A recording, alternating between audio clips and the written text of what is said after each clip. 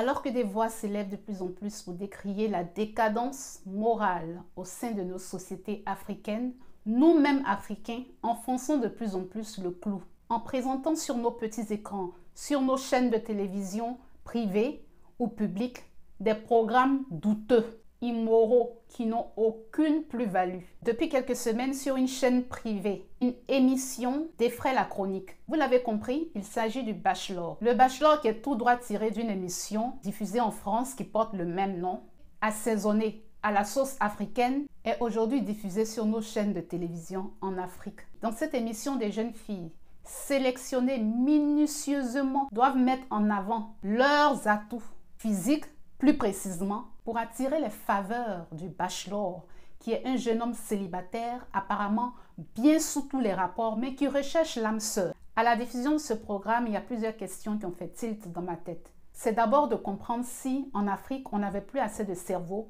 pour pouvoir nous-mêmes créer des émissions qui correspondent à nos réalités. Est-ce que le Bachelor, tel que cette émission a été conçue, pensée, imaginée, entre dans les cases des réalités et des mœurs africaines? Est-ce que cette émission ne va pas à l'encontre de notre culture et de nos traditions? Est-ce qu'au nom de la globalisation et de la mondialisation, il faut accepter tout ce qui vient de l'Occident et l'intégrer dans notre quotidien? Mon avis tranché sur la question, c'est parti.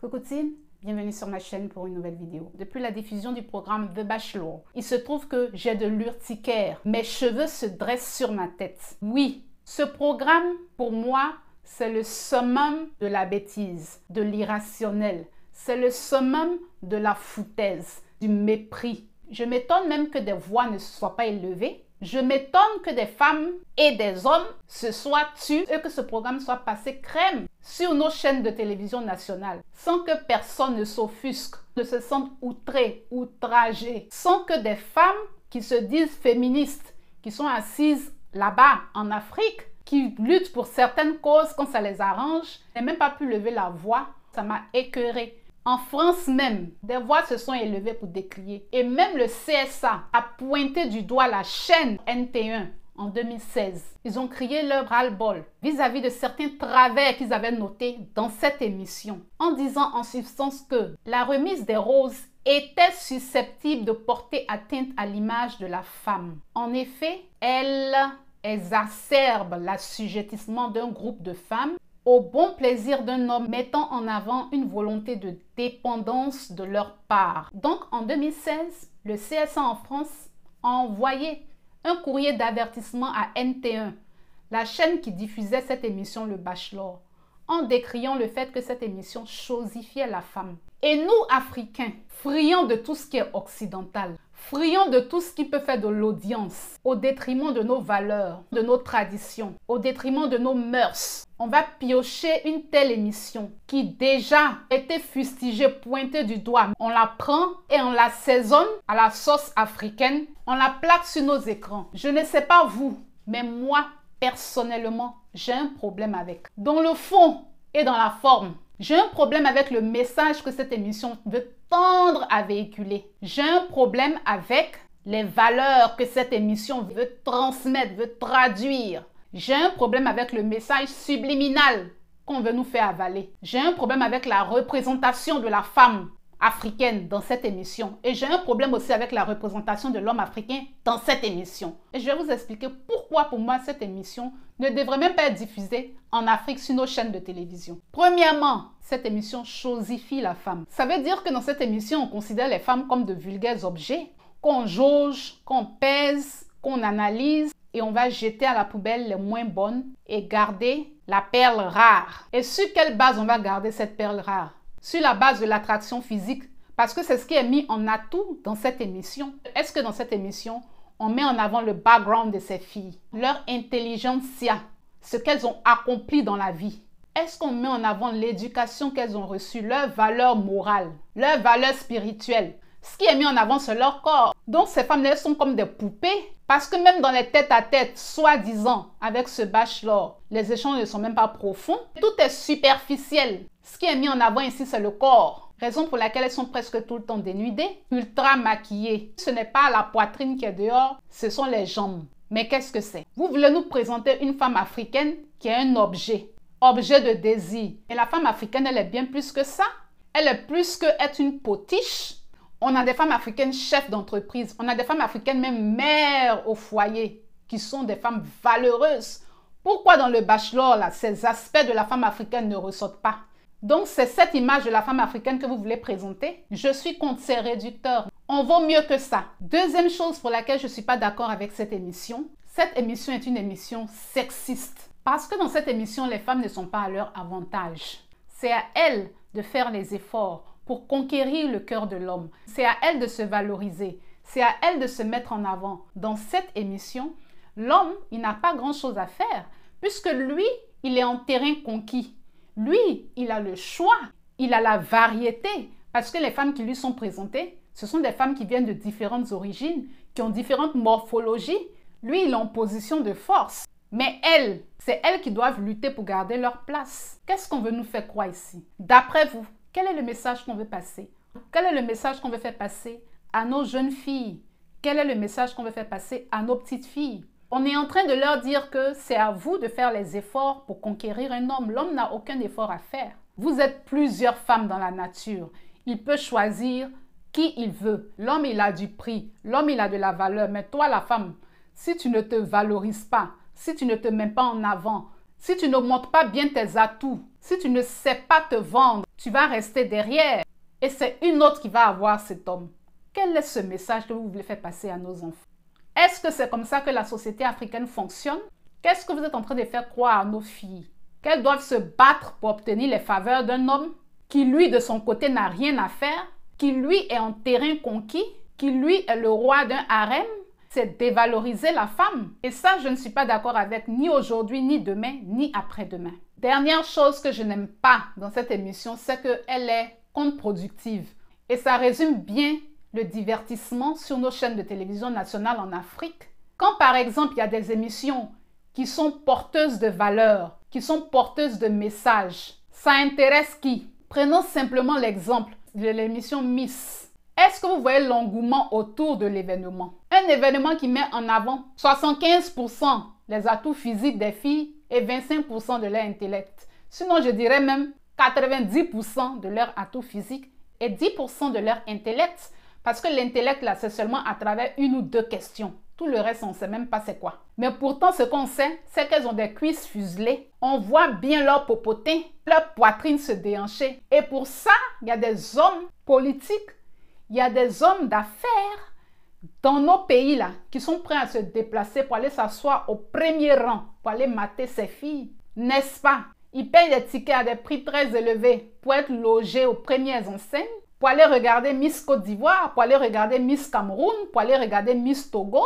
Mais pourtant, quand on va organiser Miss Mathématiques, où les jeunes filles en ont plein dans la tête, mais où elles ne sont pas nues, il n'y a plus personne. Parfois, même pas de sponsor. Et on est en train tout le temps de se plaindre de la décadence morale, de la décadence intellectuelle de notre jeunesse, de ce que notre jeunesse n'a pas de repères, de ce que notre société est en train de perdre ses valeurs. Nous savons quel est le pouvoir de la télé. Nous savons quel est le pouvoir des réseaux sociaux. Vous les hommes, vous deviez être même les premiers à vous lever contre cette émission. Vous savez pourquoi? Regardez le bachelor lui-même. Regardez comment il est représenté. Regardez ce jeune homme qu'il incarne. Il est charmant, il est éduqué, il a de l'argent. Quand on présente l'homme idéal, qui est le bachelor, comme tel, vous-même, ça doit vous interpeller. Parce que si vous ne répondez pas à ces critères-là, que vous n'avez pas le corps du bachelor ou que vous n'avez pas ces moyens financiers, attention, vous êtes en danger. Est-ce que le prototype qu'ils ont présenté là, est-ce que quand vous le regardez, vous vous voyez à travers lui? Est-ce que vous vous reconnaissez en lui? Mais pourquoi c'est lui qu'on a choisi? Pourquoi les atouts qu'on a mis en avant, c'est son physique et ça, son pouvoir financier? Demain, quand les femmes vont exiger de vous d'avoir le corps du bachelor, d'avoir les moyens financiers du bachelor, qu'est-ce que vous allez dire? Que les filles d'aujourd'hui aiment l'argent, ne s'arrêtent plus à qui est l'homme vraiment. C'est l'aspect extérieur qu'elles regardent, ce qu'il peut donner financièrement qu'elles regardent, comment il peut les mettre à l'aise. C'est tout ce qui les intéresse. Mais regardez la télé, regardez ce qu'on présente aux filles comme homme idéal. Donc on est en train de conditionner les filles pour leur dire, recherchez ce type d'homme raffiné qui a l'argent, qui peut assurer vos arrières. Donc vous qui n'avez pas ça là, vous devez vous poser des questions. Vous pensez que cette émission-là, c'est seulement dégradant pour la femme, c'est dégradant pour vous aussi, les hommes. C'est dégradant et humiliant pour vous aussi. Parce qu'on vous a mis dans une case. Et on vous fait passer pour une proie. Parce qu'elles sont les chasseuses. Et vous, vous êtes la proie, la proie. Donc, ce qu'on véhicule, là, forcément que ça impacte. Forcément que ça joue sur l'éducation. Forcément que ça distille un message. En Afrique, on a le droit de se divertir, bien évidemment. Mais notre divertissement là, ne doit pas être en porte-à-faux avec nos réalités. Est-ce que c'est le cerveau qui manque en Afrique pour créer des émissions productives, pour créer des émissions de divertissement qui sont en adéquation avec les réalités africaines? C'est le cerveau qui manque dans les écoles de communication. C'est des producteurs qui manquent, des personnes qui ont des idées novatrices. Au lieu qu'on fasse toujours du copier-coller avec des émissions, avec des programmes qui viennent de l'Occident, qui ne collent pas avec notre réalité. Il y a des émissions de divertissement aujourd'hui qui sont très bien pour la Côte d'Ivoire, par exemple. Je tire mon chapeau, mais mon grand chapeau à Cheikh Ivan et à toute la production de la télé NCI pour l'émission NCI Porte du Week-end. Oui, vraiment, on apprend des choses quand on sort de cette émission. Donc, si on peut produire des émissions aussi intéressantes, pourquoi on ne pourrait pas en créer davantage? Et même quand on veut copier-coller, copier ce qui est bien. Il y a des émissions très bien. Moi, il y a une émission que je regardais qui s'appelle les Dragon Den. C'est une émission où des jeunes, des femmes, des hommes viennent devant des chefs d'entreprise pour présenter des projets pour lesquels ils sollicitent leur investissement, pour lesquels ils sollicitent des fonds, des partenariats.